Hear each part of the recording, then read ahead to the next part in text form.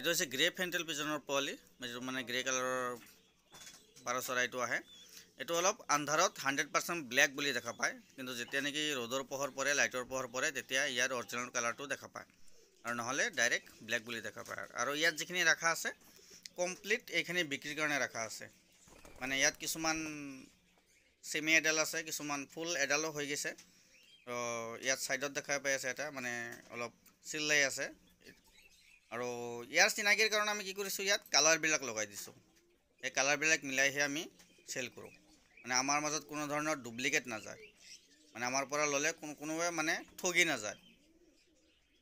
মানে কিছুমানে বেলেগৰ পৰা পোৱালি আনি কয় যে কণী পাৰা নাই বা দুয়োটাই কণী পাৰি আছে।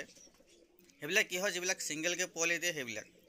আৰু এইটো দেখা পাইছে ফুল এডাল হৈ গৈছে, এইটো বৰ্তমান পূৰা ৰানিং পেয়াৰ হৈ গৈছে। কিন্তু ইয়াৰ জ্বৰো আছে, সেইটো জ্বৰ মানে বৰ্তমান কণী পাৰাৰ সময় হৈছে। সেইখিনি কণী জ্বৰ ল'লে আমি আৰু ছাইড কৰি ৰাখি দিম।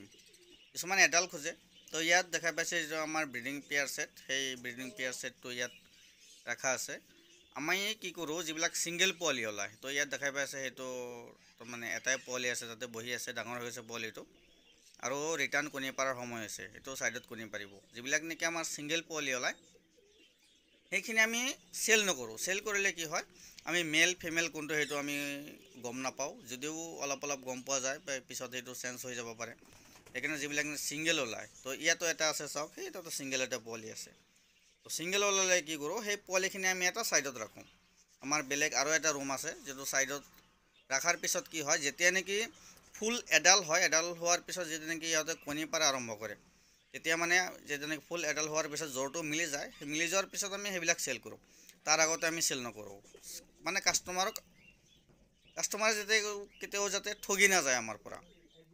বেলেগৰ পৰা বহুত আহে, মানে বহুতে মানে পাৰ চৰাই বহুত মৰম কৰি পোহে, কিন্তু বহুতে এনেকুৱা কয় যে দাদা দুয়োটাই কণী পাৰি আছে, মানে দুয়োটা ফিমেল দি দিছে। আৰু কিছুমানে কয় যে এটাই কণী পাৰা নাই, মানে দুয়োটা মেল আহি আছে।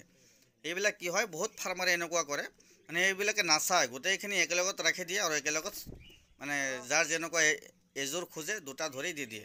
মানে এইটো জ্বৰত যিবিলাক নেকি নহয়, যেনেকুৱা চাব দুটা কণী হ'লে দুয়োটা পোৱালি জাগে, এনেকুৱা ছিষ্টেমত।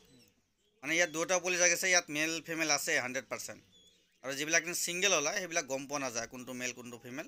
সেইকাৰণে যিবিলাক ছিংগল ওলায় সেই গোটেইখিনি আমি ইয়াত ৰাখি দিওঁ।